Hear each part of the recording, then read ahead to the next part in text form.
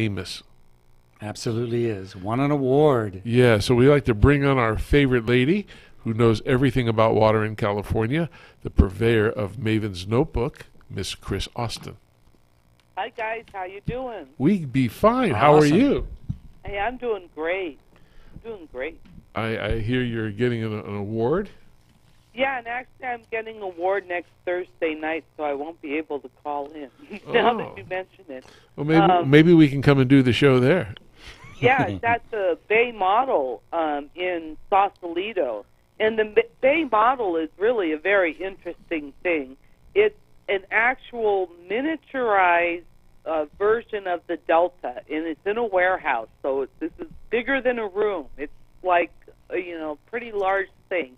It's a scale model of the Delta that I believe it was the Army Corps of Engineers built back in the 1950s or 60s when they were considering a plan to dam the Golden Gate and, make this huge, fresh water. I mean, we were gonna alter the crap out of the San Francisco Bay. And there was this plan to do this.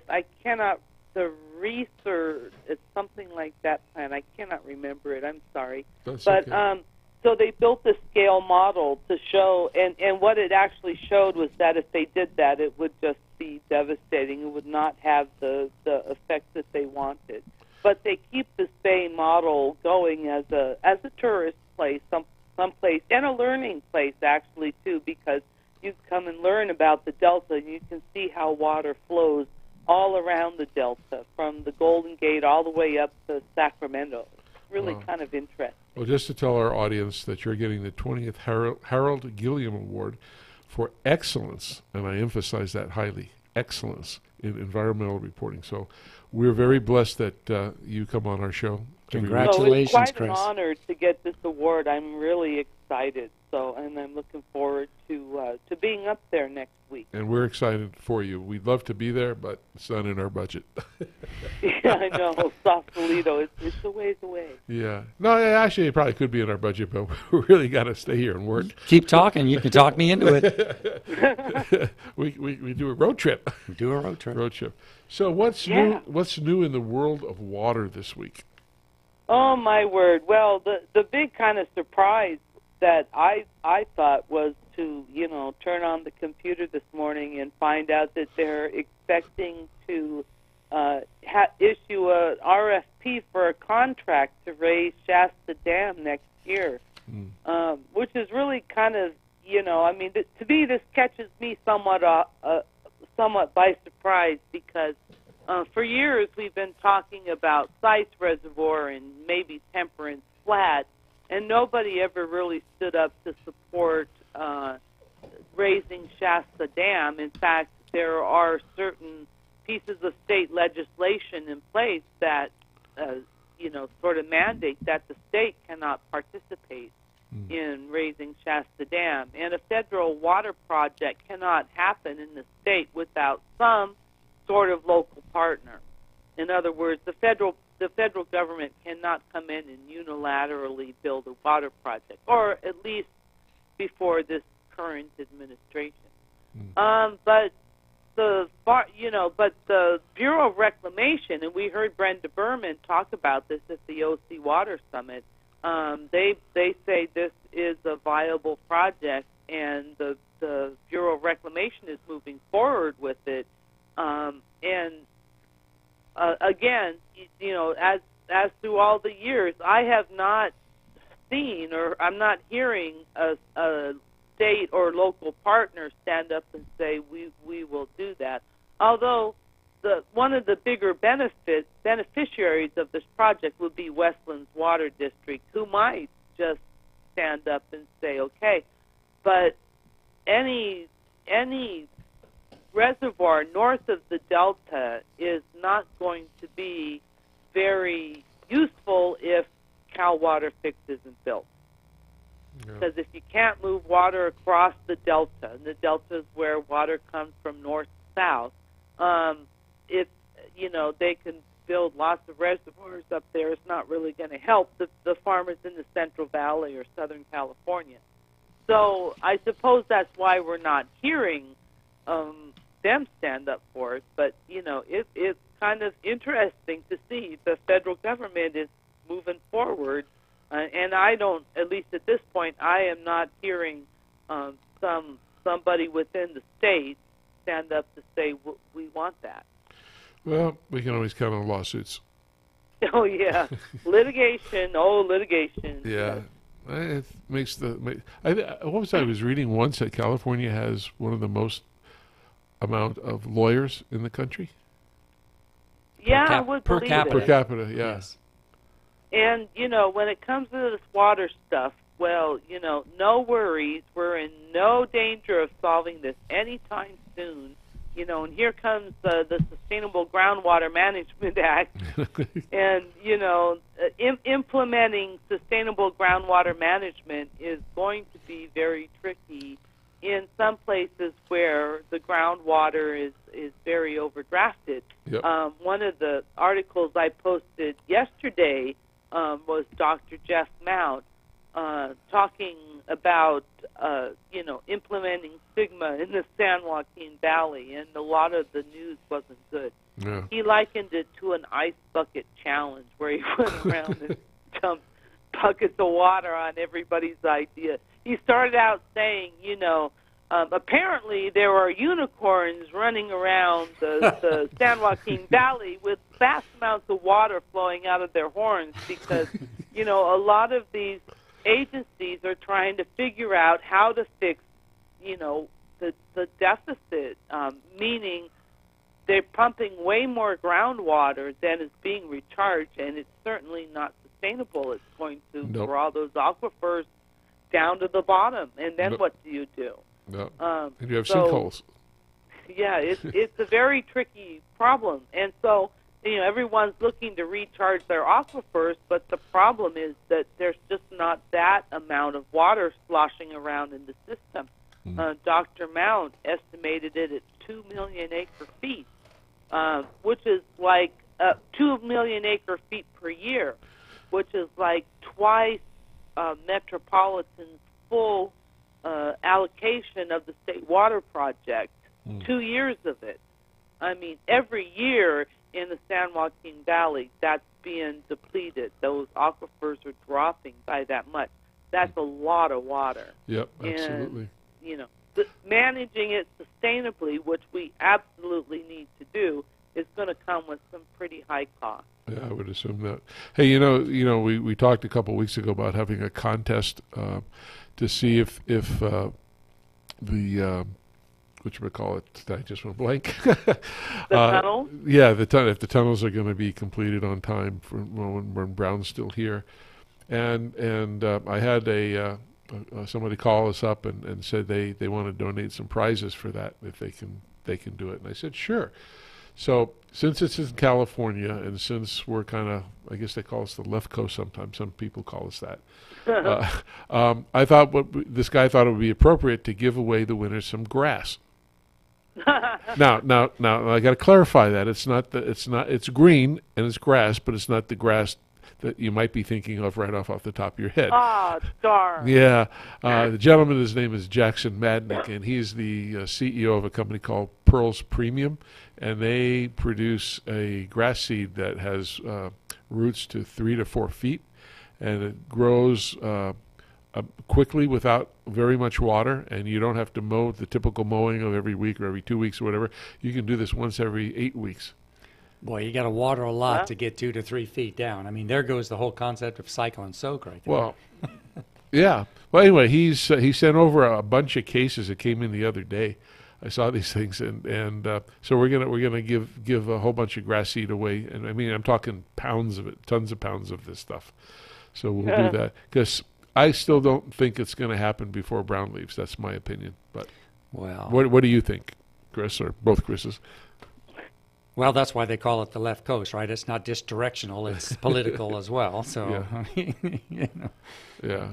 So, I don't know. I was more pessimistic on it before this rider got installed in this federal spending bill, and this rider that would exclude any state or federal lawsuits over it, over the Cal Water Fix project. And I'm surprised that that they can do this, but apparently they can, and they've done this before in the past for various things, usually football stadiums or things like that. Right. But so with that in the mix, and with Metropolitan saying we'll pick up the rest of the tab, I'm surprised, but a touch, and I will only say a touch, optimistic.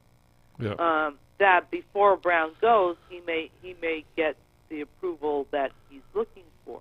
Well, we'll start setting up a email where people can write in yes or no if they agree, and then when they win, we'll give them 30 to 50 pounds of grass seed, and off they go. Yeah. So this gentleman from Pearls Premium was very nice to donate a bunch of stuff, and we have more than that. They sent cases of the stuff in, and so we'll give a couple out to a bunch of people. But I thought that would be appropriate. I thought it was funny when he calls up. He says, "Hey, everything's legal in California, so now we'll send you some grass." And I go, "What? We can't do that." Excuse me. I said, we need our jobs. We're not gonna broadcast. We're giving marijuana out. He says, "No, I'm from a grass seed company." I said, "Well, wait a minute." I said, "Well, define that, clarify that. What kind of grass seed are you talking about?" And so he clarified it was just regular, and he sent us all the stuff. And he's a nice gentleman, and he has a website, pearlspremium.com, but he's got 460,000 followers on this thing. It's incredible. But wow. But anyway, he sent a whole bunch of cases in, and we're going to do that as a contest. We'll set that up in the next couple of weeks and get that squared away, because I thought that'd be a fun kind of gift to give out. Yeah, that'd be fun. So we'll see how it goes. Yeah. So, hey, Chris, I got a question for you this week, right? Because I saw in the Daily Digest here, California limits personal water use to 55 gallons. Kind of. We're back to we're back to trying to can you shower and do the laundry on the same day or no? And I think that the bottom line is this is aspirational more than actual. I mean, I don't think there's ever going to be a situation where the state is going to be monitoring everyone's use on a day-by-day basis. No, they'll do it by month. They'll average how many people are in the house and what you have. Look at your water bill. Yeah, see if you have a pool, if you have animals or whatever, and then they'll do a water budget and say, hey, this is how much you're going to use or should use. And at the end of the month, if you reach that number, great. If you don't, then they'll send you a letter. Yeah, and, this is more of an intention, like the way that they implemented better standards in mileage on cars. The federal or the state government, mandated, you should get to this type of efficiency with gas, and it's sort of the same thing that they're working towards with water. Right. Although I also have to say that I think there's a limit to how efficient all your water devices can be in your home. And we've done a lot with toilets. Right. And, there's only so much more we can do with washing machines and dishwashers. They did fixtures and shower heads. Yeah, low flush toilets, low flow shower heads, washers, dryers, all those. Yeah, but you're going to get to a point where you kind of have done about all you can do. That's right. There's a limit, in terms right? of indoor efficiency. Yeah. I mean, there is a limit, and when you get to that, what you have is the hardened demand. One thing we could say when there were lots of grass lawns around, and we were all being flagrant with our water use, is because they drought, cut back, and people could cut back. There was some way to cut back.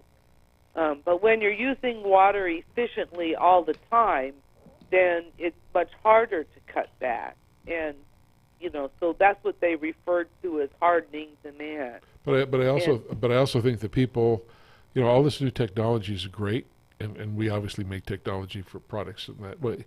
But if it's not used and people don't trust the technology and they go make adjustments all the time because they don't. Oh, it's like smart controllers. Go ahead.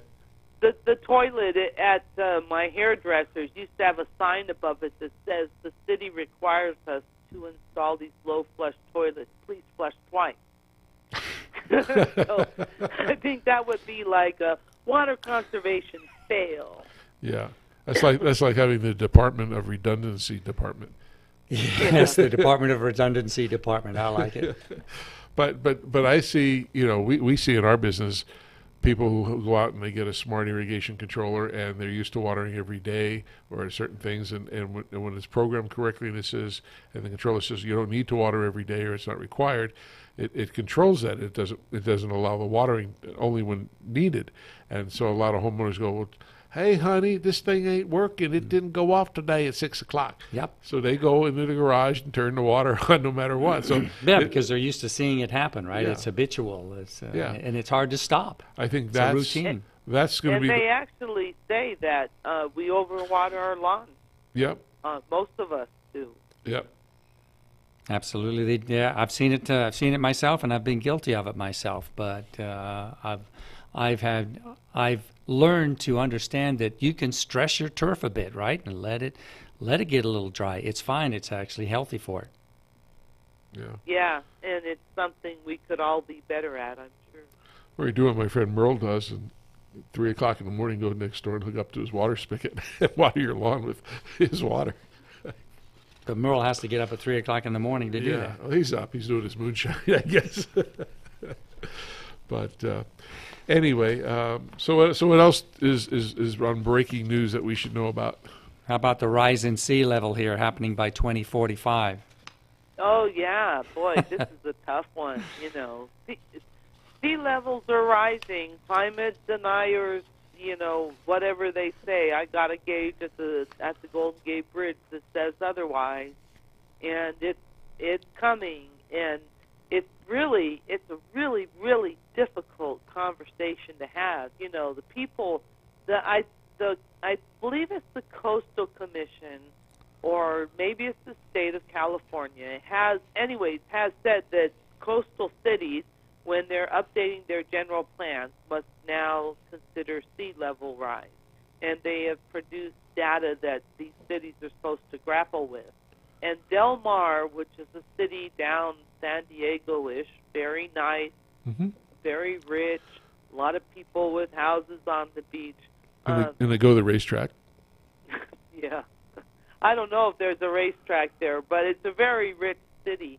And they're trying to, grapple with this sea level rise issue, and it's not looking good for them, what the projections are showing. And the homeowners, they won't even talk about this idea of managed retreat, which I know is hard for people to deal with, but the sea level is going to rise, and this means you just can't build 40-foot seawalls around every community that's by the ocean.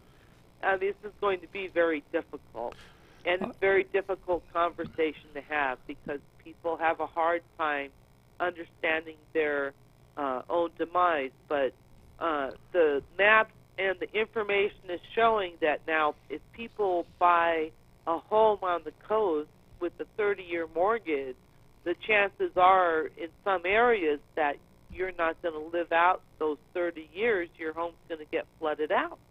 Well, if the temperature is getting warmer, right? That's the... No, that's absolutely true. I don't argue that the ocean water level is going to rise. I just don't like the way that you read a lot of articles that says that's going to happen in 30 years from now and it's going to be covering houses, right? So, I mean, it isn't, right? Because if the temperature rises, what happens to water? Does it evaporate? Yeah. Well, that's the other thing is, we're going to have more intense storms. Right, comes back as rain. These extreme weather events that we are already seeing. Yeah. Back on the East Coast, they've been getting hammered with rain. In some areas, very damaging, people dying. Right. It's happening today. Baltimore. It's happening today in Texas. Yeah, these extreme weather events are going to become more common because, yes, the water does evaporate, And we also have to take into consideration that the ice caps or the ice in the Arctic Ocean is melting, and we also have pumped a lot of groundwater worldwide out of the ground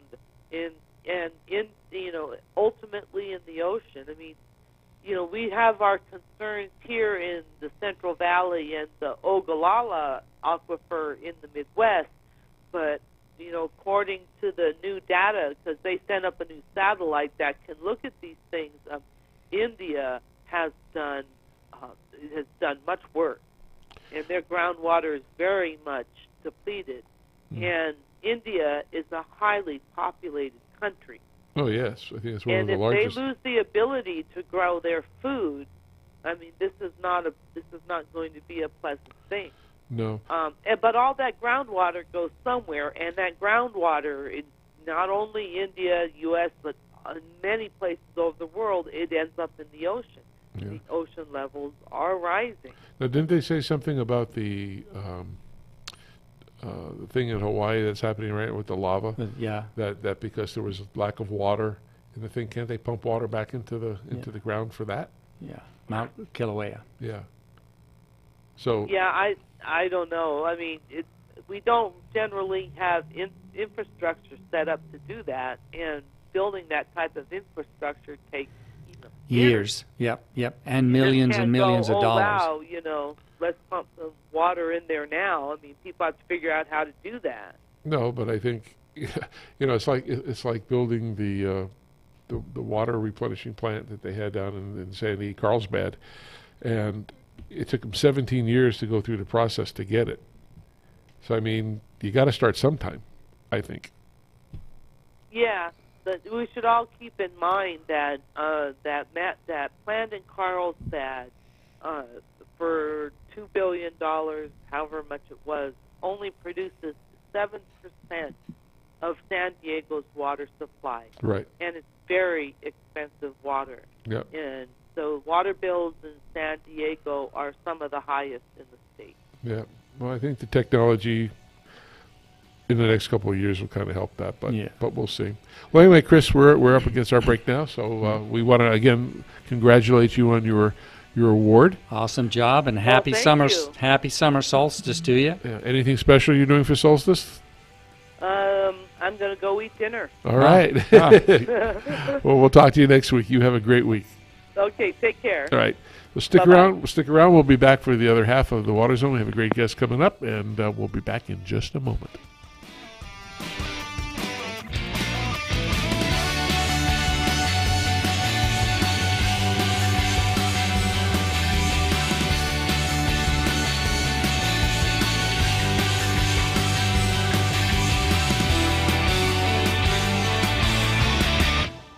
If you're looking for a full or part-time sales position and you have radio, TV, or print media experience, KCAA has a great opportunity waiting for you that pays the highest commissions in the market. KCAA is the only station in the IE that broadcasts on 3 frequencies, so advertisers receive 3 ads for 1 low rate. This makes KCAA a must-buy for every local business. If you're interested in a sales position with us, email CEO@KCAAradio.com.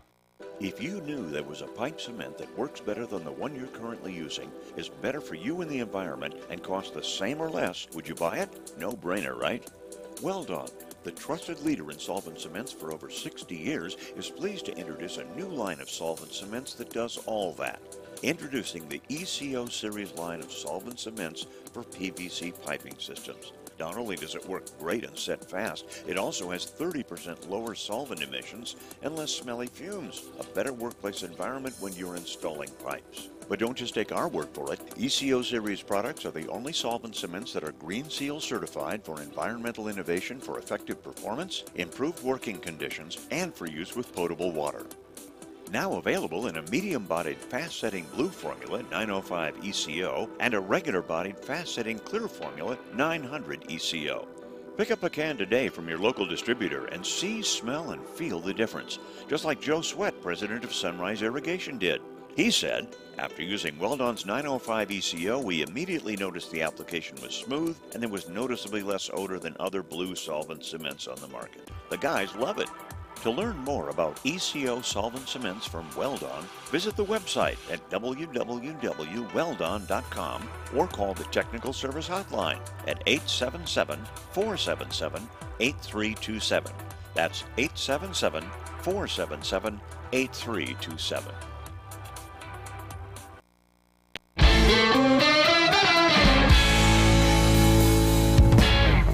Let's talk drought stress. No one likes burnt plants or grass, especially your customers. So when it's hotter than a tin roof in Tallahassee, what are you gonna do? Water the problem away? Not only does that abuse a vital resource, it's illegal in many cities. Here's a quick and easy solve that won't get you in trouble with Mother Nature or Johnny Law. Applied as a year-round program, Moisture Manager from Lesco supplements regular irrigation by attracting moisture to treated areas, thus making the moisture available to plant roots. This maintains wettability between waterings and rainfall, allowing soil to accept water as it becomes available, and making the water more accessible to the plant roots. Boom! More green, less watering, and a great new reason to see your customers on a recurring basis. With Lesco Moisture Manager and Site 1, high heat is no sweat.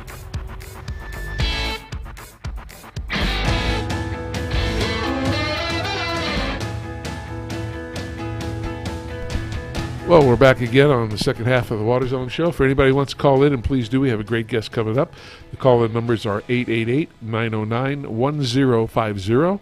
And if you're local to the station here in the San Bernardino County, it's 909-792-5222. See, I said that much slowly, better articulation and enunciation, because I usually rush through those things. And anyway, we have a gentleman who's coming on the show. He's actually on the show now. His name is Dr. Richard Thorsten. He's the Chief Program Officer for an organization called water.org. And some of you may know of that organization because it was founded by, Chris, do you know that? Matt Damon, the actor. I'll get my mic on now. Oh, you got your mic on? Okay. So probably this half of the show will have tons of women calling into the show because they want to talk to Matt. Yeah, and see if Richard can get him an autographed picture or something from that. So anyway, we'd like to welcome Dr. Thorsten to the show. Hi, Richard. How you doing? I'm doing well, Rob. How are you doing? We're doing great. You're calling in from where? I'm calling in from outside Denver, Colorado, where I live. Oh, okay. So our organization is headquartered in Kansas City, but I work for the organization out of Colorado. Can you? We know what your organization is about, but could you give me a little about yourself and how did you choose your professional direction into this? Sure. Well, first of all, I should say I have no relation to Matt Damon at all. Not a family member or a cousin or anything like that. I think at one point I was in a forum a couple of years ago in the Philippines, and a couple people from the media thought that I was Matt Damon's younger brother, which I thought was pretty funny because I'm actually a little bit older than him. So, well, you could have gave out pictures and made money on the deal. Oh, that's true. That's true. Yeah. There's a lot of people that watch the porn shows out there, so I'm not sure how far that would have got. Anyway, so very briefly about myself. I got into international development. Really started back in college. I had an opportunity to spend about 6 months in India and learn firsthand about some of the issues and challenges with international development there. And I came back enthusiastic about really the opportunities to think about development and conservation in the United States, and a little distraught about my ability to affect any change in a very different part of the world. So after college, I worked for about 7 years for a couple domestic environmental conservation organizations in Texas and in Washington State, but I never lost the interest in development. And while I was out in Washington, I became particularly interested and more engaged in environmental infrastructure. And so I worked there. After working there for about 5 years, I decided was time for me to go back to graduate school and get back into international development with that lens. And I went out to North Carolina and got a master's degree and then eventually a PhD in urban and regional planning with a focus on water and sanitation in developing countries. So while I was there, I learned about this organization. At the time, it was called Water Partners, and eventually it became a new organization called Water.org. And while I was out there, I learned about this organization. That was the first time that I met Gary White, the co-founder, and it was, I guess, a momentous time for me to learn about the organization. And soon after I graduated, I joined, focusing on monitoring and evaluation, and I've been here now for about 11 years. So it's really excited to be part of the organization and be able to have an impact on millions of people's lives through safe water and sanitation.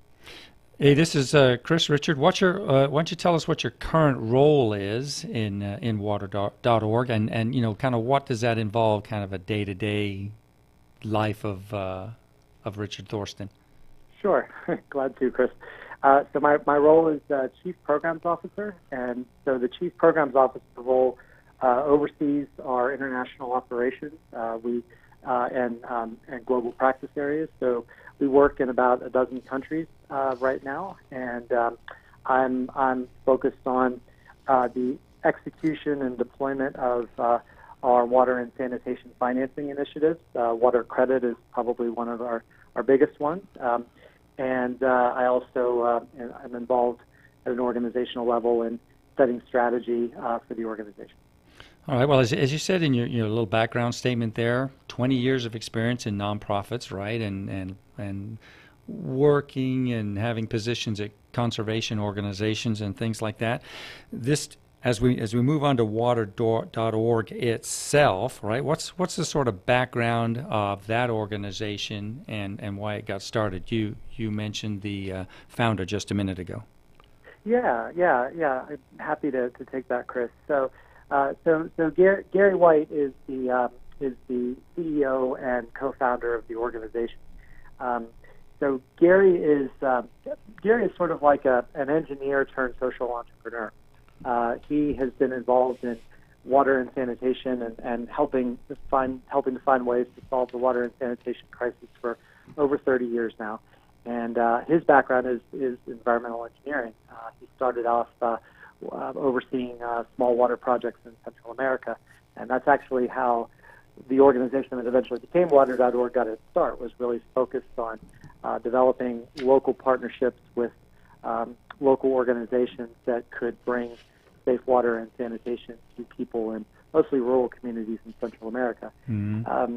Over a period of time, Gary began to see that financing was a really key constraint, not only in terms of funding big infrastructure projects, but also it has to be a constraint for people who are living at the base of the pyramid, people who live in poverty. In many cases, these are individuals who pay for water in a variety of ways without getting clean, safe, and affordable water on a regular basis. So, these are people that would spend up to 5-6 hours a day collecting water in sparsely populated rural areas. Sure. Or yeah. if they're not connected to a water system in an urban area, they might pay 5, 10, 15 times per liter the amount that people who are connected to those systems. And they pay for it in other ways, such as health and income and other expenditures. So he began to see that there was an opportunity to bring financing to people at the base of the pyramid, again, working through in partnership with our local institutions. So Water.org is kind of a mix of water and sanitation experts, and then also people who have a keen insight into developing different forms of financing at the household level and the supply chain level to ensure that more people can access water and sanitation. Can you tell us what Water.org's mission is? Kind of give us a summary of its purpose? Yeah, I mean, in brief, we see ourselves as removing barriers between people and safe water and sanitation, and financing, we believe, is the most crucial barrier. to help overcome. Right now we've got there are a series of global development goals called the Sustainable Development Goals, and you may know that water and sanitation is one of those 17 goals. So it's been estimated that it's going to cost between 3 and 6 times the amount of funding that's available to ensure that everybody has safe, affordable, and regular access to water and sanitation. So there's a tremendous financing gap between existing resources and the need.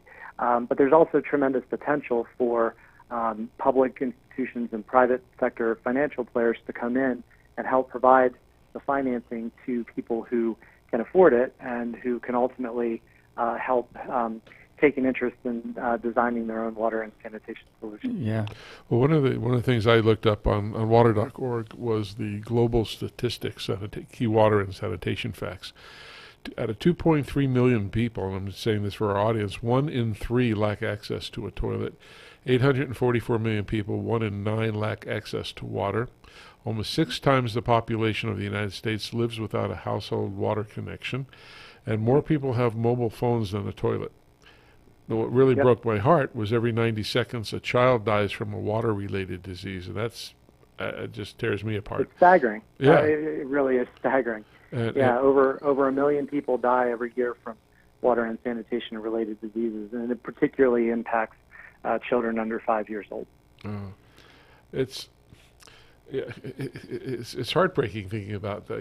We take a lot of people here take it for granted. I mean, we have bad water throughout the United States in some places. We were talking last week. There was a water summit that happened in California, Orange County, and they were talking about these small little water agencies who, especially up in Central California, they don't have the money to provide clean water to their people, and the people who live up in that area is poor. And I can't believe that the government just doesn't shut those kind of operations down. There's no reason that anybody should have bad water, dirty water, impure water. There's just none. And I know your organization does things you mentioned with the financing things, and how does that work? And is these things is it like a loan and people have to pay back, and you have partners and such? Maybe you can give us a little more clarity on that. Yeah, I mean, I would be happy to do that, Rob. So our model, and we have different models, but I would say that the model that has gained for us the most traction over the last several years, and what we've increasingly become known for, is called water credit. And so in water credit, what water.org is doing is partnering with local financial institutions and then water and sanitation service providers and companies that are in the water and sanitation local supply chain in these countries.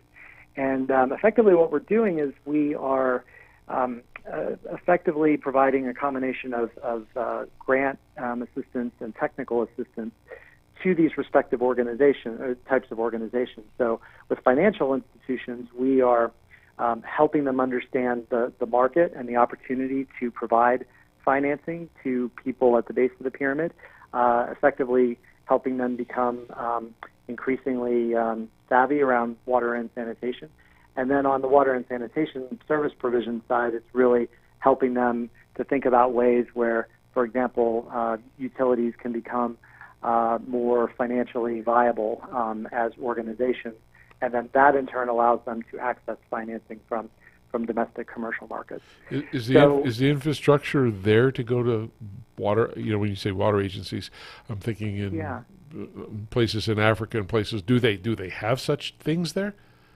So there is a key distinction between your networked service infrastructure, so your large-scale water systems and sewer systems, and then in more rural areas and peri-urban areas, the infrastructure by and large is not there, and yet people through water credit can access loans. So basically, in the case of water credit, an individual living in poverty would take out a loan at affordable rates, and then they would pay that back over anywhere from a 6 to 24 month period of time normally, and the financial institution provides that loan, and then they use that loan to either, if it's in an urban area, they can obtain a water connection. If it's in a rural area, it might be a different type of product, like a water tank, for example, or a ventilated pit latrine, for example. So there's a variety of different products at the household level that can be financed through water credit. Yeah. So one question that we get a lot is, does water.org actually provide the financing? And the answer is no. What we're doing is we are catalyzing the microfinance market that largely exists in these countries already, and moving them in the direction of providing access to financing for water and sanitation, which is a relatively new product offering for those institutions. I think it might be interesting for some of our listeners to know, Richard, that and I think water.org has proven this out, right? So every dollar that's invested in water or sanitation, that actually provides a $4 economic return. And better than that, for that same dollar that's invested, there's actually a $5 return in health benefits, right? I mean, you've seen that happen. Yep. I mean, those are widely cited statistics from the World Health Organization and UNICEF and other organizations. So there definitely is a strong motivation for people to obtain financing for water and sanitation improvements. Health can be an important driver. Time savings is an important driver. Sometimes they're saving money per liter just by having a water connection, and it improves their lives in so many ways. Girls have the opportunity to go to school because they're not collecting water in rural areas for 3 and 4 hours a day. Women, I mean, over 90% of the people who participate as water credit borrowers are women. And if you've spent time in India or Kenya or other parts of the world, you can understand why, because women are often the ones who bear the brunt of collecting water for their families. So they have a keen interest in improving the quality of water and also sanitation for their families. Well, does the financing help do construction to bring water to the homes or to the areas? And does this also apply to businesses? For example, they all eat food. So I mean, though they need water to clean some vegetables and clean some things. I mean, how does that work? And so can businesses get loans or financing to help improve their stuff?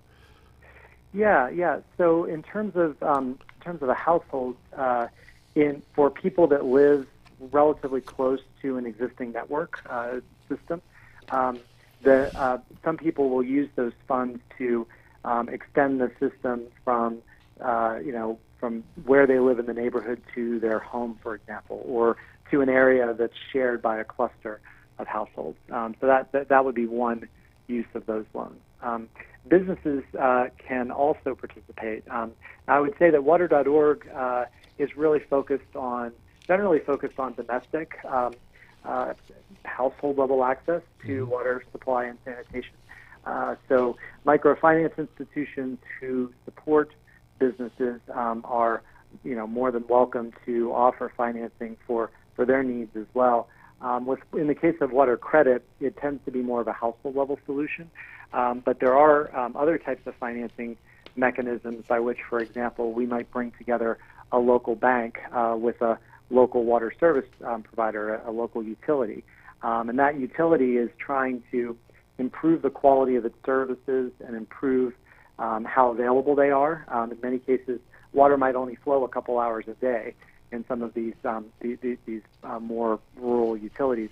So part of what we're doing is we're bringing in the financing to help improve the quality of services for their existing customers, and also providing the financing for those utilities to extend their lines so that other customers in their area can also participate, and then they in turn become regularly paying customers, and therefore a good deal for those institutions. Do you work with people like the World Bank or anything aside from small, businesses and things where you get your money from? So they would go. You would help work with. You'd actually bring the water district together with a bank or a financier and say, look, we need to bring a system to this particular area. What is it going to take to do that? You put together the financing, you bring together or assist them in getting them experts beyond the water utility or whatever it is there, because they might need help. I mean, is that also what you do? Yes, definitely. I mean, at a local level, we are bringing together the water and sanitation service providers and other types of supply chain actors. So those would be institutions that are constructing toilets, for example, or they're emptying the toilets. In the case of like a pit latrine. Mm-hmm. So we're bringing those institutions together with the financial institutions and trying to ensure that more people have access to safe and sustainable services. And then you mentioned the World Bank. So our organization increasingly is taking this model, which has in the last several years really gone to a great deal of scale. So cumulatively, our financial partners through Water Credit have raised over $1 billion.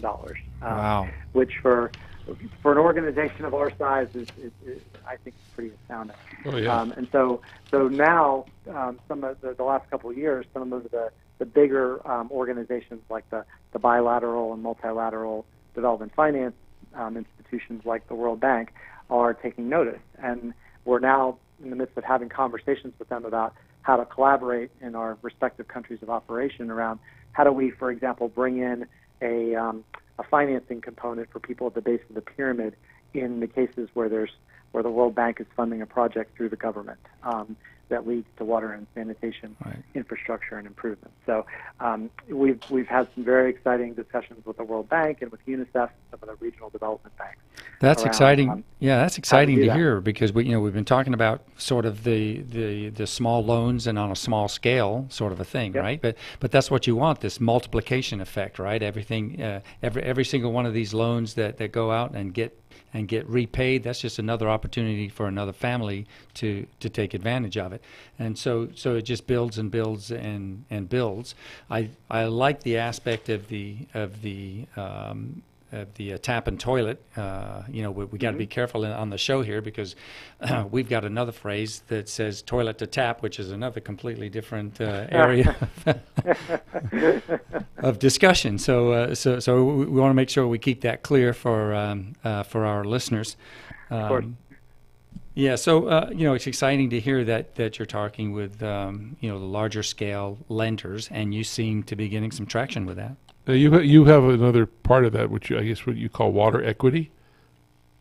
Yes. So Water Equity is Equity is a sister organization of Water.org, and so the key, both organizations share a very similar mission in terms of a vision in which everyone in the world has safe access to water and sanitation.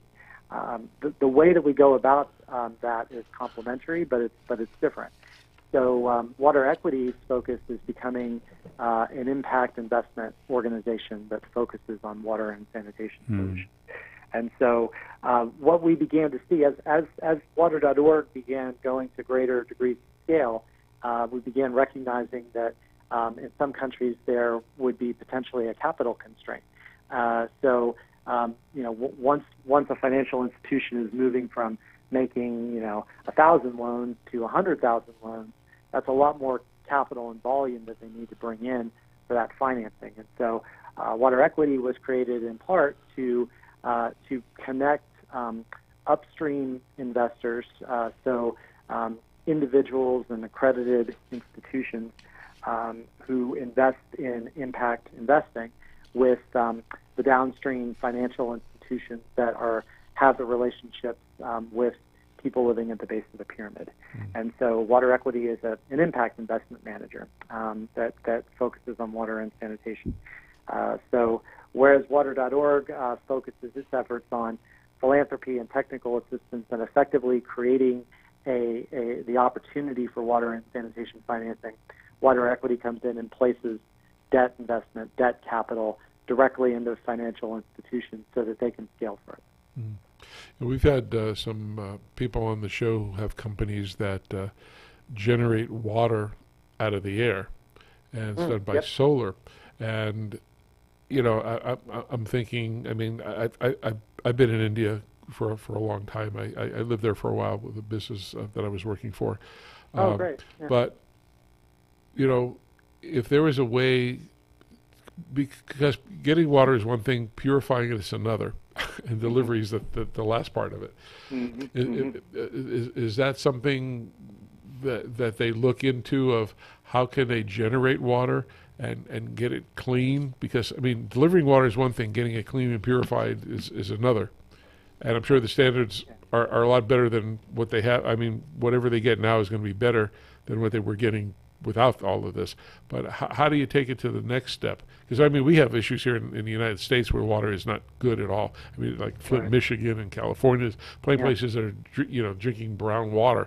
I mean, that's disgusting. I can't see how any human being will allow that to happen and not go to fix it. Even in this country, with the dollars and everything else, why are we letting that happen? Now, I can understand in other countries, like we're talking India, Philippines, and things of that sort, in Africa.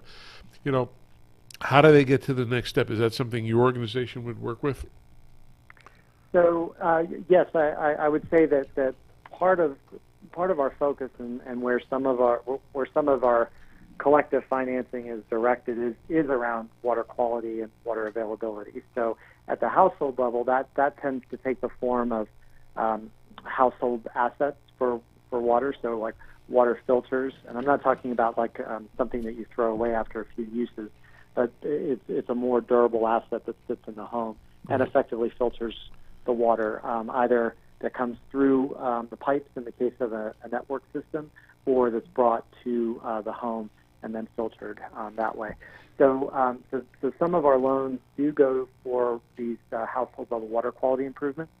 And then increasingly, I think we're also starting to see some interest among a small set of utilities so far, but I think it's likely to grow, particularly so far in Southeast Asia, where they're interested in also improving the quality of their water that they bring to their customers. And they're looking at mechanisms to finance those water quality improvements. And so part of what we're doing is kind of bringing that to the table as well. Richard, while we have about a half a minute left here, can you tell the listeners where they can find out a little bit more about water.org? You just said it. So that's the beauty of our name, right? Yeah, absolutely. There was no pun intended. So, yes, I mean, feel free, and we welcome people to visit our website, water.org, and learn more about our organization there. And and stay tuned. It seems like every couple of years we do a great opportunity for publicity that Matt participates in, and it generates a lot of buzz and excitement, and that's terrific because we need more and more attention to the water and sanitation. Well, Richard, thank you for coming up. We're up against a hard break for NBC News, but we certainly appreciate that, and I hope our listeners got some knowledge now of what your organization does, and it's actually a great thing. So I tell everybody listening, go to water.org and see what you can do to help. And thank you again, Richard. We really appreciate this. Thank you so much for your time, Rob and Chris, and I hope you have a great night. Thank you. You too. And remember, to all our listeners, the most important thing you have to do this week is to think blue. Good night, everybody. Good night. KCAA Loma Linda, 1050 AM, 106.5 FM, and now 102.3 FM.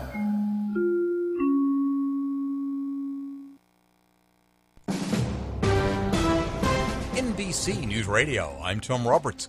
The House is rejecting the first of two House Republican immigration bills. Meanwhile, GOP leaders delayed a vote on a second, more moderate plan until tomorrow to give members more time to consider the bill. President Trump blames Democrats for blocking efforts to reform the nation's immigration system. Speaking at the White House today, the president said federal immigration laws have lots of loopholes. Loopholes in our immigration laws, all supported by extremist, open-border Democrats, and that's what they are. Online shopping's about to get more expensive. The Supreme Court is clearing the way to allow sales taxes when you buy something on the internet. FBI officials are warning travelers about a surge in sexual assaults on commercial airline flights. According to reports, there's been a 66% spike in cases opened from 2014 to 2017. Transgender people are no longer considered as mentally ill. See News Radio. Pete Davidson is opening up about his engagement to Ariana Grande. The Saturday Night Live cast member confirmed his proposal on The Tonight Show starring Jimmy Fallon last night and said it feels like he's won a contest. He and Grande started dating last month, not long after her split from rapper Mac Miller.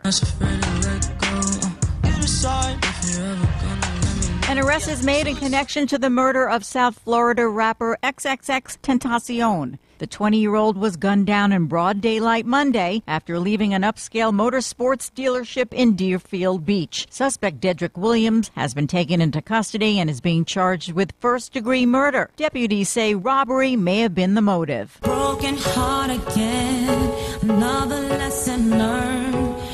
TMZ says Mary J. Blige has finalized her divorce from her former manager, Martin Kendu Isaacs. The couple got married in 2003 and split in 2016.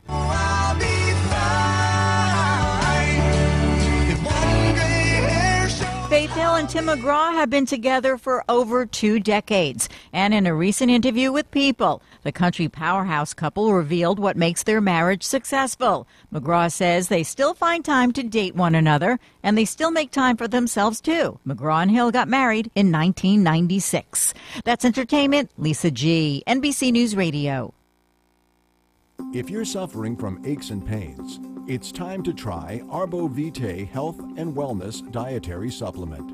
Arbo Vitae contains pycnogenol, the most powerful, natural anti-inflammatory and antioxidant available, which is nature's way to support the immune system. Let Arbo Vitae help your body restore itself today. To order Arbo Vitae online, go to ARBORVITAEUS.com. To order by phone, call 800-570-0433. That number again, 800-570-0433. Arbo Vitae is proud to sponsor Fish Talk Radio. Check out the show on Facebook or visit the Fish Talk website at fishtalkradio.com. The first caller will receive a 30-day supply of Arbo Vitae with no obligation, so call now, 800-570-0433. Whether you swing a hickory shaft Massey Niblick or the latest titanium hybrid, golf is your game, and the Boy Scouts need you. To be specific, the California Inland Empire Council of the Boy Scouts of America need your help in joining them for their 10th annual Golf Classic at Los Sureños Golf Club in Chino Hills on Friday, August 10th. A continental breakfast and a lunch are included, and we tee off at 7:45 a.m. Proceeds will help to offer young people responsible fun and adventure. This is Dick from Carpet Masters. Carpet Masters has been serving the Inland Empire for over 60 years. We are locally owned and operated by the Stevens family. We not only clean carpet and furniture, we clean many loose rugs, including Oriental rugs. Oriental rugs are cleaned in our modern facility where the fringes are cleaned by hand, then hung in our modern facility to dry. We do not use steam cleaning to clean your fine furniture. Furniture is cleaned by hand using the same absorption cleaning used in the White House. Some furniture we bring into our plant to clean properly. We normally use 2 men on each cleaning job using the extraction method. There is nothing that will clean carpet better for our customers. Our job is to clean properly with quality first. Google Carpet Masters San Bernardino and give us a call, or go to carpetmasterssocal.com.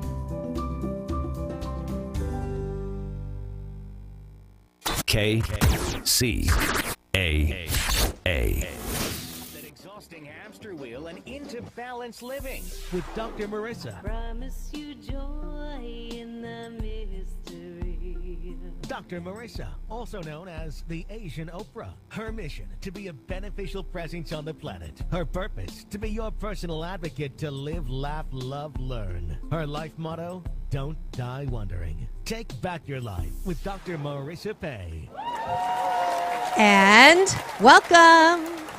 You are tuned into my weekly talk radio show called Take My Advice. I'm not using it. Get balanced with Dr. Marissa every Tuesday at naturally high noon out of the Sunset Garage Studios in Hollywood, California with UBN Radio TV, Universal Broadcasting Network, and then every Thursday at 7, Saturday at 6 on my syndicated CNBC, NBC News Radio channel KCAA AM 1050 FM 102.3, FM 106.5, and everywhere on iHeartRadio, Spotify, Stitcher, everywhere, splattering more hope and happiness on you, because this is a show about hope and happiness. So there's no gossip, no scandal, even though that's taped here, and no K words, no Kardashian talk at all, because I want you to focus on your own reality show and how you can be happy 88% of the time. And if you missed any of my past interviews with fabulous guests like New York Times bestselling author Neil Donald Walsh, Marianne Williamson to Marianne from Gilligan's Island, Dawn Wells, Potsy from Happy Days, Anson Williams, Bob Proctor and Lisa Nichols, other teachers from The Secret, including my big brother, Michael Bernard Beckwith, who's the one that dubbed me the Asian Oprah. Please go and free subscribe to my YouTube channel where you can watch those. My guest today is a symbol of hope and happiness.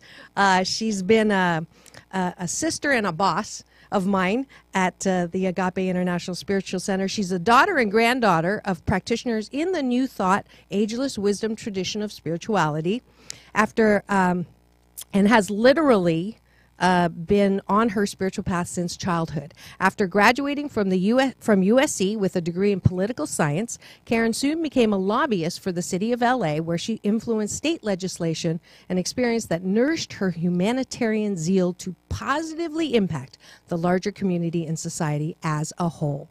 Karen became the wife and CAO of one of the most well-known motivational speakers, John W. Alston. I didn't know that until I did the research, until he passed away in 2011. Her newly released book, 10 Principles for a Life Worth Living, is her tribute to their mutual commitment and work of assisting individuals in actualizing their calling in life, grounded in immutable spiritual principles and practices. Today, Karen serves on the Agape International Spiritual Center Board of Trustees and is my annual boss as the mastermind behind Agape's annual Revelation Conference that we just had.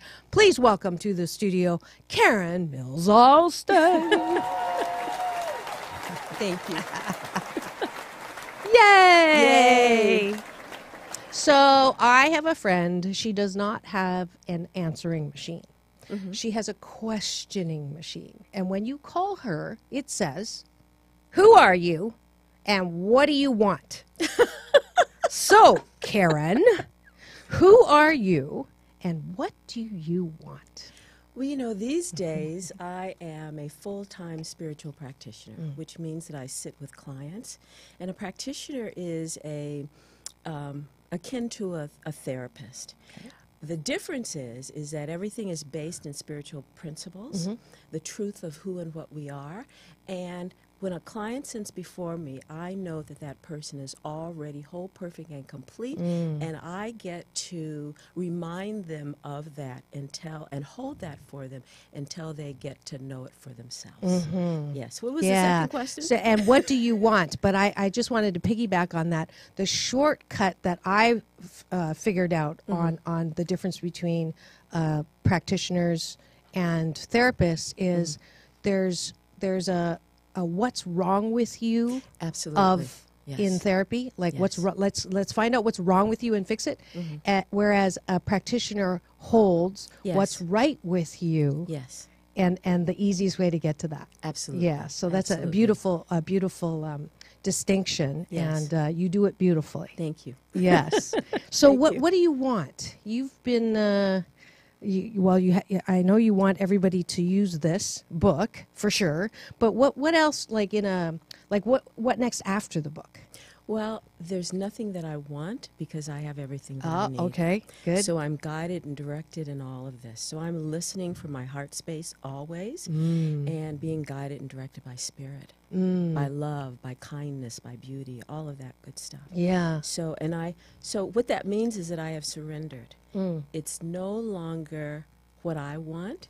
It's what my higher self wants and desires, and the book talks about living a life purposefully. We're all here at this particular time to give of our gifts and talents. Yeah. So we get to discover them and give them to the world. So I'm going to pretend that I'm a listener who doesn't believe in anything anything that I can't see and has had maybe a negative experience growing up with religion, which I'm sure you come across a lot, people like that, even though you didn't grow up like that. Yes. What would you say is the best thing to open a heart like that up? To remind them that there's something within, even if it's a little mustard seed that has never been hurt, harmed, or endangered. And that is what our higher power wants us to allow to emerge. So, yeah, that's it right there. Yeah. So that, and also, you know, folks have issues with certain words. Yeah. So when I sit with someone, I may not use God or higher power, but I can use love and beauty and creativity and something that they can really tap into that relates to who they are. Right, Yeah. right. Yeah. The G-bomb sometimes does get people off track and brings up, you know, the guy that needs anger management classes or Santa Claus. Right. So spirituality for those who are new to that term too, how would you define that? You didn't know you were going to do a class in 101, did you? No, I didn't. Because I apologize. I did. But it It's just okay. feels like, Yeah. you know, because I do have a wide variety and I do have some listeners go, man, you're so woo-woo. And I think I'm not woo-woo. Like I'm a Right. reluctant woo-woo. Right, But I think if we can break it down so that people get why this is so awesome. Yes. Right? Yes. So, and you know, I want to pull up my notebook. Oh, because yes. Reverend Michael said something very interesting in class just the other day. there you go. Just in time for this. Yes, absolutely. Yes. And he talked about that the paradigm is shifting at this point. That we're not here we're here to bring heaven on earth. So when we talk about God and we talk about this, most people think about this man in the sky. Right. But that's not who I believe God is. I believe that God is, as Joel Goldsmith says, the great mystic, he said that God is the infinite invisible. So it's something that we cannot see or touch or, I mean, on a human level. Right. It's something that we get to feel.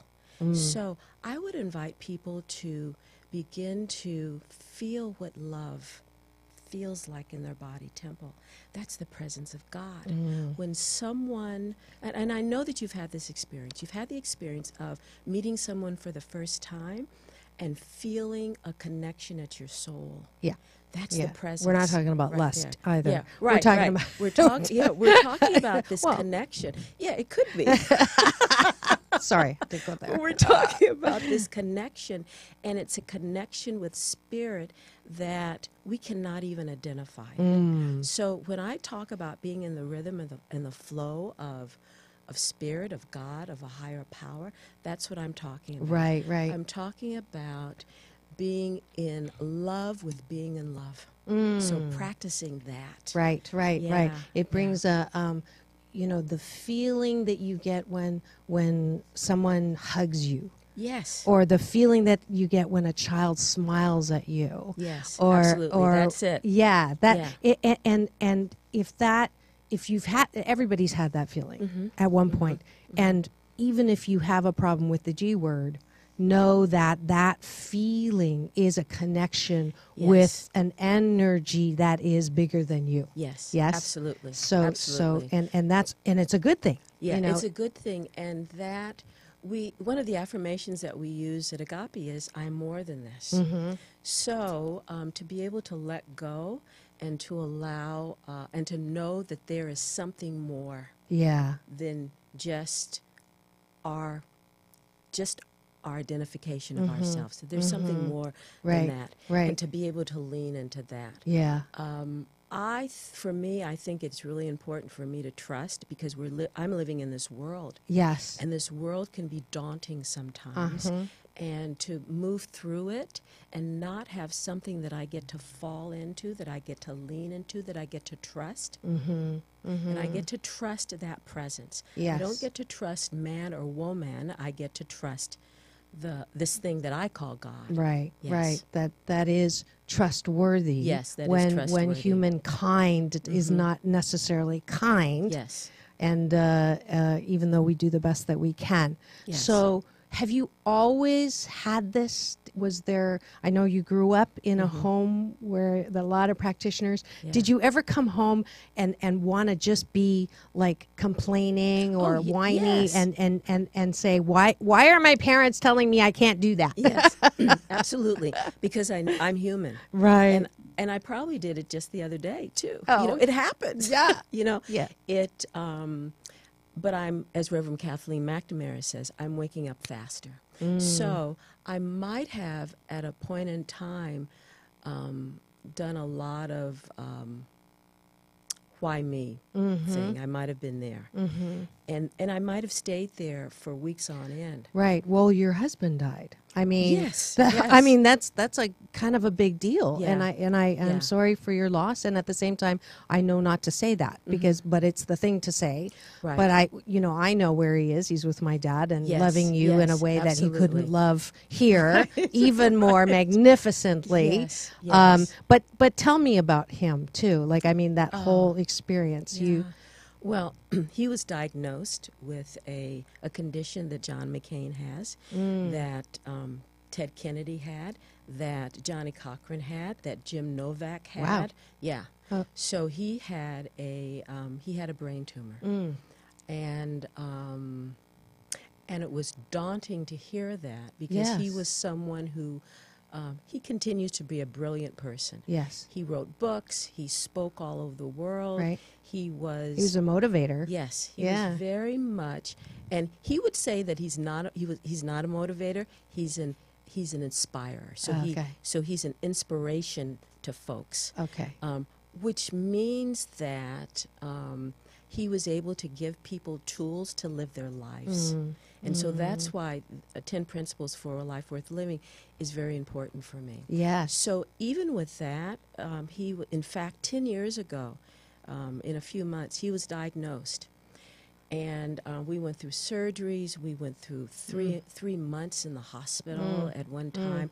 And it was crazy. Yeah. It was really crazy. Yeah, tough. I had the opportunity to really practice what I preach. Yeah. Yeah. So one of the practices I had, because the surgery left him weak on one side, he was not the John that I knew any longer. Right. So I spent 2.5 years with caregivers as well. But the first year, I did it all on my own, taking care of him. My brother-in-law helped me out. My family members came in and they helped me out. But when he was yelling in the middle of the night because he was moving through this, I had to really learn how to be loving and kind. So one of the practices I had, and that's It's why I in the love book, this right? book. Yes. This practice isn't in the book because it's very personal. Oh. But the book is about developing practices and actually using the practices that get you through tough times. So one of the practices I had was to pretend that I had a microphone on me and a camera on me so that I always got to be loving and kind to him. So I was always joy-filled. I was always, no matter what was going on in the room, I always acted as if I was the shining example of unconditional love. Now, I'm going to be, Yeah. dark angel's advocate Yes. and say, isn't that fake though when you're not feeling that, when you're feeling angry or sad or why me? Yes. To express yourself in a way that you're not. Yes. So that was my practice. And when I was not with him, there was a time for me to see a practitioner, where I sat with a practitioner and I got out the anger that I may have accumulated, because I accumulated anger. My husband was passing. Yeah, the doctor said my husband was, and I was a newly licensed practitioner at that point, and I thought that I was going to heal him. Oh. And what Reverend Coco said to me was that we made an agreement before we came on this earth plane, John and I did. And part of that agreement was to support him in this particular time. Wow. So even though, Yeah, I know. yeah. So even though I was going through that, Mhm. I made sure that I took care of myself. So I went out and I made sure that my hair was done. I got my nails done. I mean, it was just such a, I would go out for a couple of hours at a time and then come back.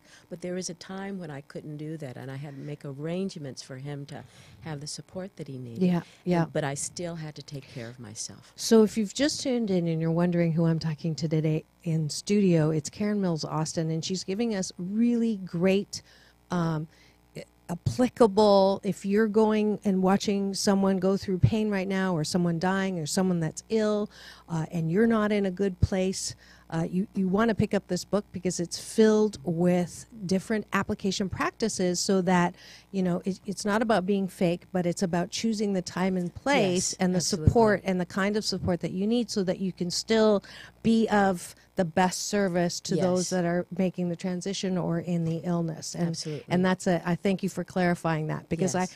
I want to be the best that I can be, but there are times when I just am not. Yes, and it And happens. It happens for all of us. Right, Yeah. right. And to be okay with that, and just pick a time and a place to not be the best. Yes. Yeah. Yes, Yeah. Absolutely. absolutely. So give me. So one of the first principles, Yes. the first principle in that book, is to wake up in gratitude. Thank you. Yes. So, and I know that you do that. Yes, I do. So the book is about identifying. I have some quotes in there. Yep. From Reverend Michael, from I John, saw from Barack Goldsmith. Obama, Right. Michelle Obama. Michelle I Obama, saw. absolutely. Yep. So her quote is, and we all remember this: when they go low, we go high. Go high. Yes, absolutely. Mhm. So the idea of waking up in the morning is just that: waking up in the morning, even before we open up our eyes. Mhm. That and Reverend Michael has said this: you woke up this morning, Mhm. so your mission is not over. John used to say, "You woke up this morning, so you have begun. You're still in the game." So waking up in the morning without a checklist. We usually wake up with a to-do list that says, "Okay, so today, what day is this? Oh, it's Tuesday. Right. It's Wednesday, and I have to do this, and that." Right. So instead of doing that, a practice is, because that takes us down that rabbit hole. Right, right. It gets us in the day before we even begin it.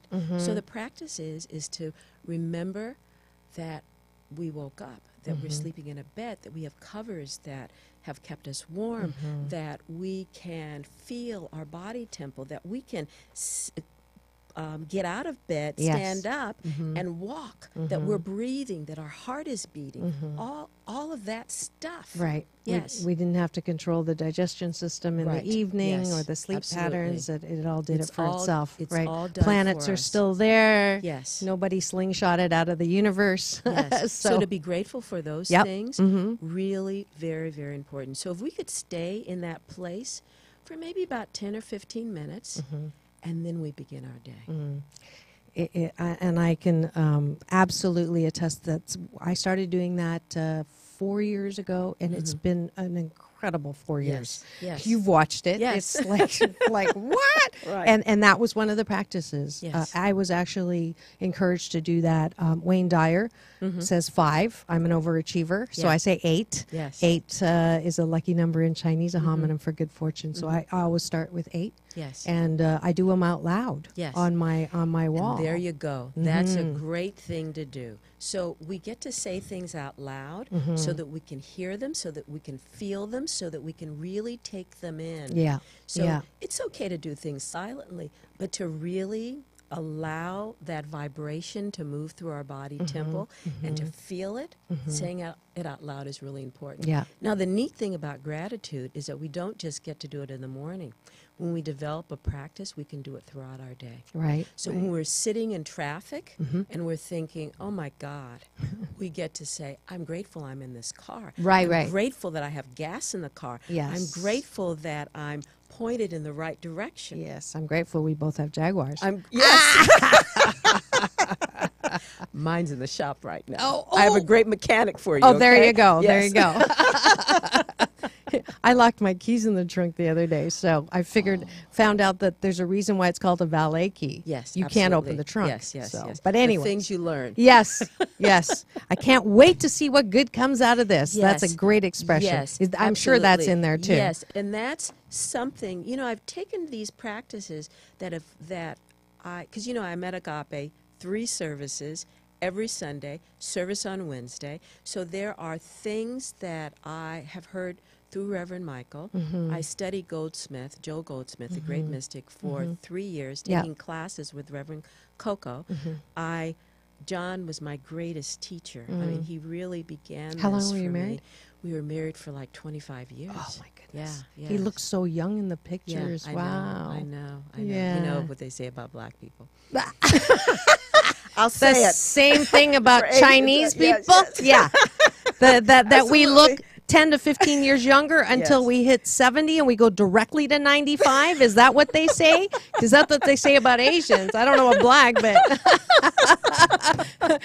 but I'm ageless. We're breaking Yes. that little Yeah, paradigm. and that's what it is. That's the beauty of being in these mystical teachings. Yes. Is that we are breaking the mold of everything. So we are no longer walking in lockstep with the world Yeah. about what certain ages look like. We get to create Make it something up. new. We Yeah. get to make it up. Yeah. Yes, Yeah. absolutely. And we have this great teacher in Michael Bernard Beckwith who is setting this standard for us and letting us see what it all looks like, including Peace in, peace out, Michael. Yes, including waking up in the morning in gratitude, including have a meditation practice, including having some kind of movement in our body temple every single day, including what we're putting into our body temple. So it's all about serving ourselves, serving the world in a highway, in a highway. And that's I want to piggyback on that point because people these days throw up their hands, especially if they turn on the news first thing in the morning.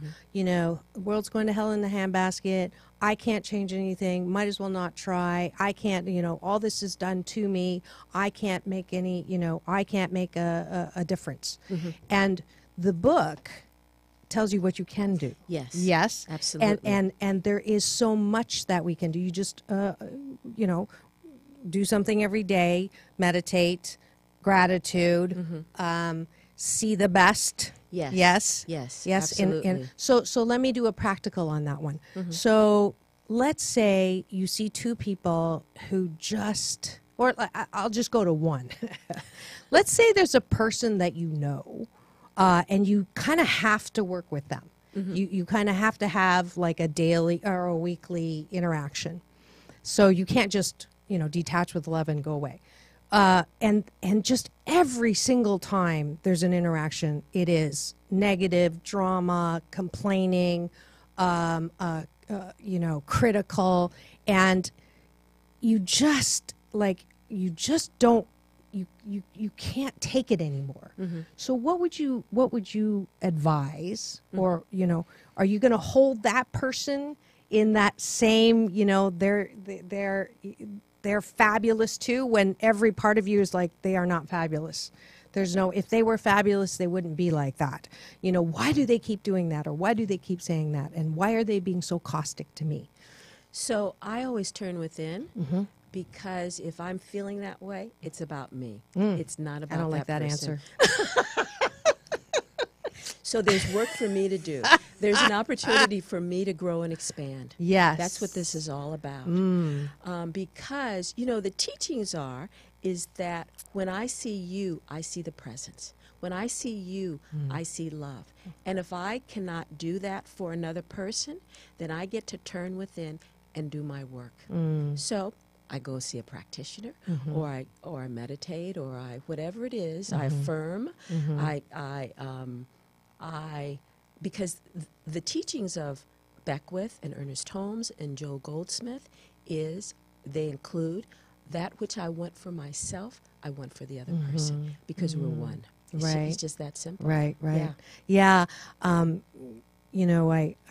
I get to talk a lot with my big brother, and I know never to complain about anybody to him, because I aspire to see people the way he does. Yes. You know, that to really see the best that they, and I have ways to go, but at least I know I have a model, and you know, and that's the great thing about going to Agape Yes, is it's absolutely. a community that supports that.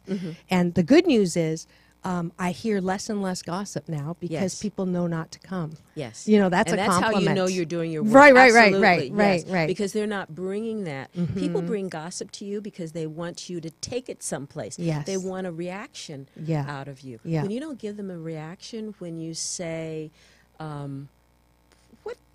what good can come out of this? Or you can do something mystical or metaphysical. Yeah. They don't want to Yeah. hear that. So they're going to go to the next person who will join them in that agreement. So the more of us, you know, doing this work, Reverend Michael talks about this ripple effect that happens.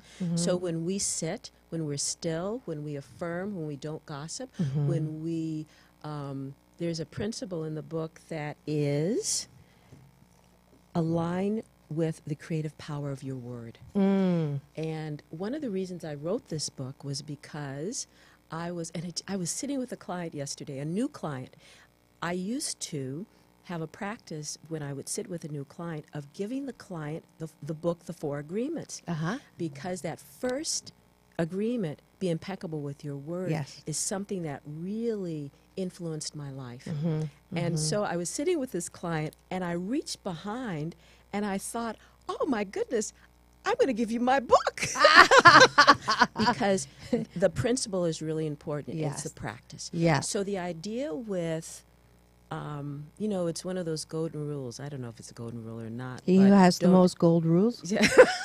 No, not that one? Not that one. Oh, okay. But if you don't have anything good to say say. about anybody, don't say Say it, anything. yeah, Yes. yeah, So yeah. this is about being in agreement with, being in alignment with the power of your word. Your word has power, as the Four Agreements says. So that which you give out, you say, Yeah. it comes back to you. Yes, yes. So I want to say about individuals things that I want to come back to me. Yeah, Yes. yeah, absolutely. Yes. I have one from Dr. David Simon, who was a neurologist who passed, who was Deepak Chopra's partner. Oh, yes. And he would say, I ask myself 3 questions before I open my mouth. Is it true? Is Right. it kind? Yes. And is it necessary? Yes. And if you can't answer yes to all 3, keep your front door shut. Right, And right. I follow that, and it gets me out of trouble Yeah. because I hate apologizing too. So that helps. and we're going to come right back. Okay. We're at the break where we thank the sponsors who have made this show possible. It's all about balance. We'll be back in 2 and 2. Peace in and peace out.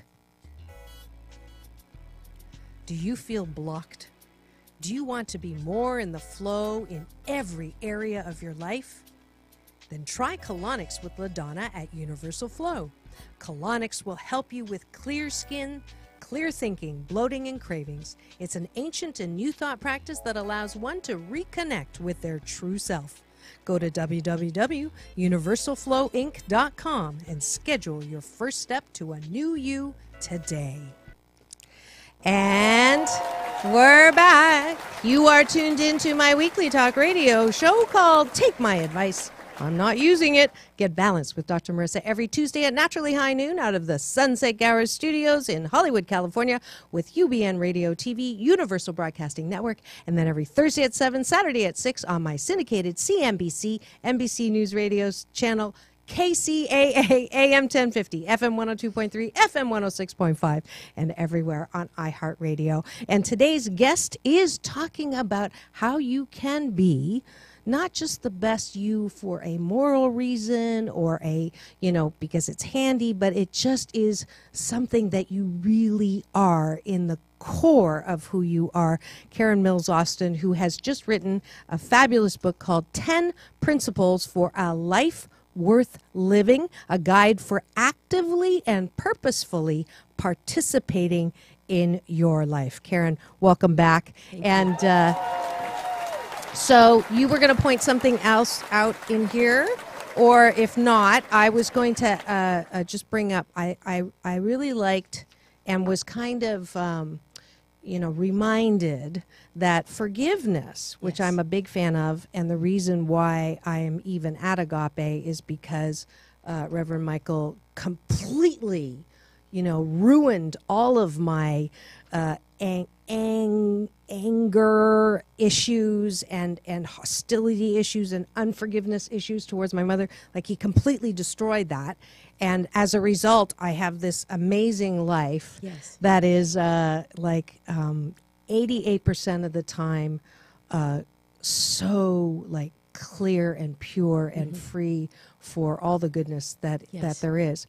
But you do say that it's not a one-time thing, and I thought that was a really interesting. Like, what? I thought it was hard the first time. I got to do it again. Yes. Talk to me about that. So the principle is be the first to forgive, which I think is really powerful. I took a 3-month course on a book by Paul Ferrini, and he talks in the book that forgiveness is an ongoing process. That until you, and I reference those axioms in my book because I think that they're very powerful. Yes, and I've been using them for many years. Is this now. the Hawaiian one? It's his. It's okay. And that's an additional one, the Hawaiian one. Yeah. Because that's part of a practice. But the idea is to forgive and forgive and forgive until you have forgotten what it is that you had to forgive. Wow. So the sting is gone.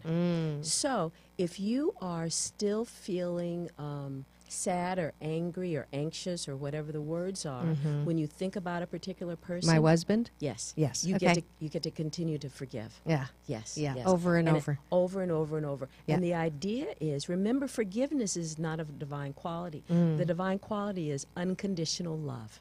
Right. So when you can love that person again unconditionally, that's when you really know that you've forgiven that person.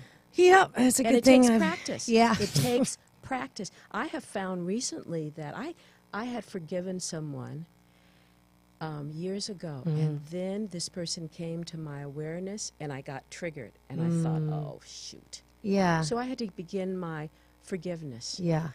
And the Hawaiian one is, and I'm going to augment it because I always do, I'm sorry. Please forgive me. Thank you. I love you. So to be able to practice that, I'm sorry. Please forgive me. Yes. But there's nothing to forgive. I didn't do anything. Yes, but it's just, it's just the practice. We're saying it for ourselves, and we're saying it in the collective whole for the other person. Right. Yes. Right. Yes. I'm just being funny. Yeah. No. But I know. I understand what you're saying. Yes. But there really is a catch on that, because I had a caller who just could not forgive her mom. Like, she just did like so many things to her that she just it was never going to happen. Yeah. What do you say to someone that says that? Well, one of the things that I've been doing with my clients recently is that I ask them to bring that person in the non-physical right in front of them. As a ghost? As a ghost, okay. Yes. And have a conversation with that person. So whether that person is still on the earth plane or not, to sit that person as a ghost in front of them and say whatever they need to say to them, to get all that stuff off their chest, to cry, to yell, to scream, whatever it is. Because as human beings, we can't carry that anger. Right. We've got to let it out. Right. And my practice is I no longer let that stuff out when that person is physically in front of me, because that doesn't serve anything. It gets me angry, it gets the other person angry, and then it starts up a whole nother can of worms. Yeah, and it's bad for your health, too. Yes, absolutely. Yeah. But the idea is to get it out and to do it on the non-physical. And you can do that as often as you want to do it until you're complete with it. Yeah. Because the mother, for example, has no awareness of what she's done to her child. She has no awareness. And to make that mother aware of it, she may never be aware. So there's no talking that can be done to that mother to say, because the mother did the best that she could do at the time that she was doing it. Right. So to go back and want to, and I'm doing air quotes here, fix that, yes, it's impossible. Yeah. You can't do it. Right. So the child that is is being triggered, the adult that is being triggered, gets to do that work and clear that energy and love again. Yeah,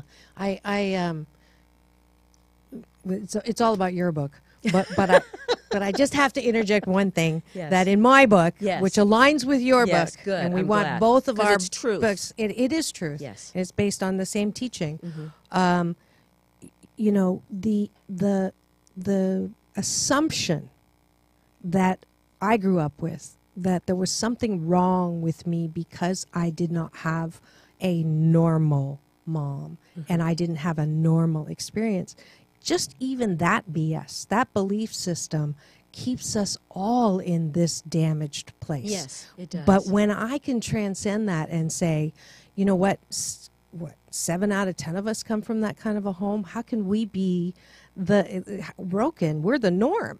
So there must be some other reason. And what I really believe and affirm now is all pain in life is for our best You better chiseling believe it is. and development. Absolutely. And so if we can turn that, why did that happen to me, to why did that happen for me? Yes, absolutely. It really, really changes the whole perspective. Because it really is a gift. I mean, it doesn't feel like a gift, Right. but it's a gift. Yeah. So that we usually get gifts from our parents, from our siblings, from our relatives. Yes. And these gifts are deep and wide. We want to re-gift sometimes, We do. definitely. But how wonderful it is that we keep that gift. Yes. And we get to really move through it. Yeah. So we get to move through that fear, through that anger.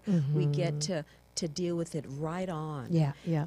I always say this. It's so interesting. We spend 18 years in our house with our parents, and then we spend the rest of our lives, if that's our choice, trying to heal from that. Yeah. But it's just 18 years. Right. And so the idea is to stop the blame.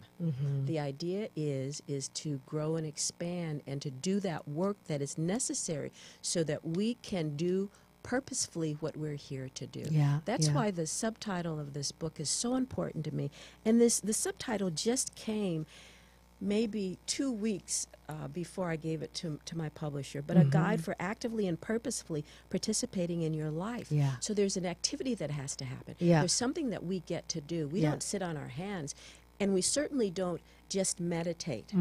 We have to, the old folks used to say, we have to speak and move our feet so we can affirm, and then we have to get up and do something about it. Inspired action. Yes, absolutely.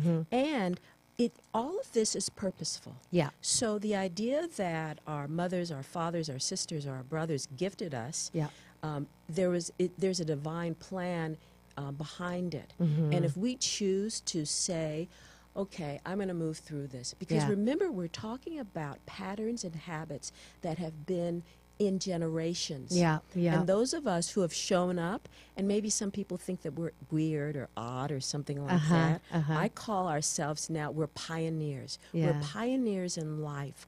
There are students who are sitting in Prac 1, Prac 2. There are students who are sitting in foundation classes that Reverend Michael teaches, or meditation class that Akili teaches. That I guess teach at. Yeah. Oh, good. I didn't know that. Yeah.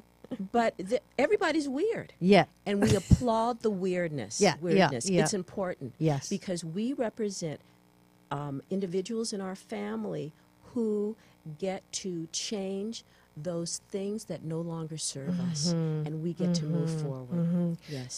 So you just answered my question, which was what's the most difficult thing in this book for people to practice?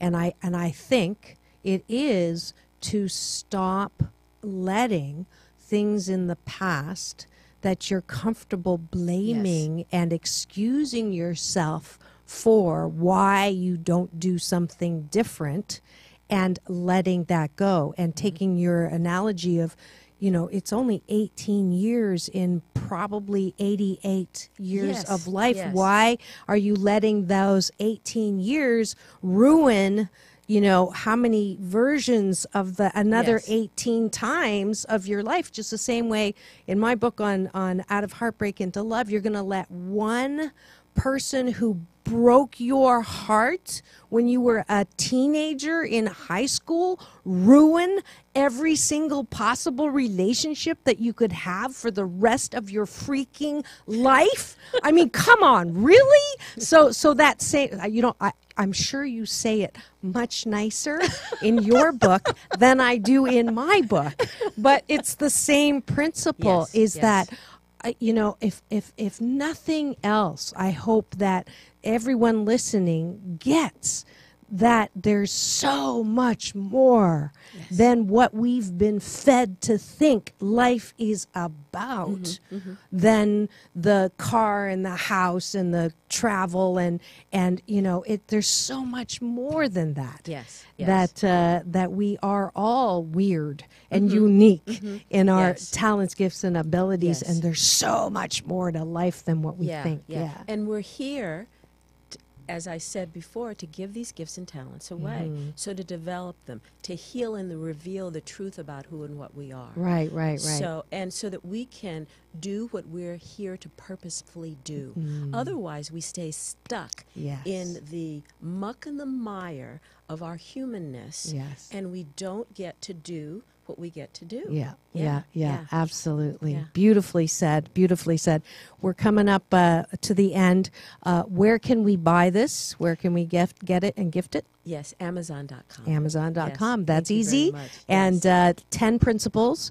Karen Mills Alston, get your copy today to gift. And she has kindly donated one for my Asian Oprah giveaway. So the first person to go to my website, the number 4balance.org, fill in the contact and say 10, perfect 10, we'll get that book, and we'll make sure we get it to you, and that way you can enjoy it and give it away, or first use it, because this is a guide. That's it. So Beautiful. let's do it that way. Okay. Cool. That'd be great. And then your website, if people want to work with you, is KarenMillsAlston.com. That's easy. ALSTON. Yeah. This whole time I thought it was something else. I know. That's okay. That's why we have guests on the show to correct absolutely. myself. My last question is always to my guests: what are you most grateful for, or who are you most grateful to? Because I end my shows with gratitude. Oh, that's so sweet. You know, I say, and I'm going to read this dedication because I think it's so lovely. This book is dedicated to my parents, Ruby and Billy Mills, for their example of kindness and generosity, to my ascended husband, John, one of my greatest teachers, and to our very precious daughter, Lindsay, who I love and adore more than words can say. So I'm grateful for this, for this lineage that I have come through, and that I'm here now, and I'm awake, and I'm able to do what I'm able to do with my life. And it is a great thing that you do, and for that I'm giving you the Dr. Marissa Beneficial Presence on the Planet Award. Thank you. Not everybody gets that. Thank you. And guess where I got the words from? Oh, I get it. But thank you so much for coming Wonderful. in studio, Thank sharing yourself, sharing your heart, sharing your and your tears at the end. I love it when people cry on my show because I know that their heart is open and touched, and the tears are the disinfectant that keep our hearts soft. Absolutely. Thank you. Shishya. Thank you. Alrighty. We are at the end of the show where I ask you and invite you to step up to my balance bar. Continuing on with today, starts every week with a gift from my upcoming book and a balance tool. The book is called 8 Ways to Happiness from Wherever You Are. And today's balance tool is from Chapter 8, Out of Control into Happiness, which is also Balance Tip Day 19, which is the 19th today, round 84 on the 21-day fast from complaining with Dr. Marissa. And the tip is Don't keep going to the tractor for milk. We complain about people, places, and situations that just are. They're not going to change no matter how often we try to change them and no matter how much we complain about them. Acceptance is the balance tool that will take away the negative energy called complaining, also known as nagging. So today, when you're tempted to complain about somebody's inability to be kind, sweet, or loving, maybe they are just a tractor that is incapable of giving milk at this time. So go find a cow. If you would like to join the 21-day Fast from Complaining, sign up on my guest book, the4balance.org. And for less than $1, you can also get that companion app on both platforms made by teenagers, so we can all not complain together. If you would like to work with me on the beach, either learning meditation or a private coaching session for life balance, schedule your free discovery call at 4balance.org. Next week, it is the last week of the month, so we're having another Sexual Healing with Dr. Marissa special series, because I'm determined to make pleasure a G-rated topic, because it's one of the gifts of life. So, is Trump causing more marital strife in your bedroom? My guest, Jonathan Robison, author of More Love and Less Conflict, will be here to give us some advice so that the T word doesn't get in the way. So that is it for today's show. Please do tune in again next week for another scintillating episode of Take My Advice. I'm not using it. Get Balance with Dr. Marissa Pay. That's P for positive, EI. And remember, it's all about balance. Peace in and peace out.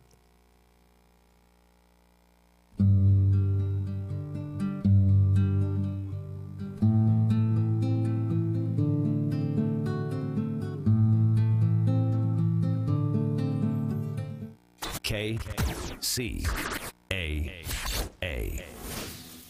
Are millennials really big cheapskates when it comes to tipping?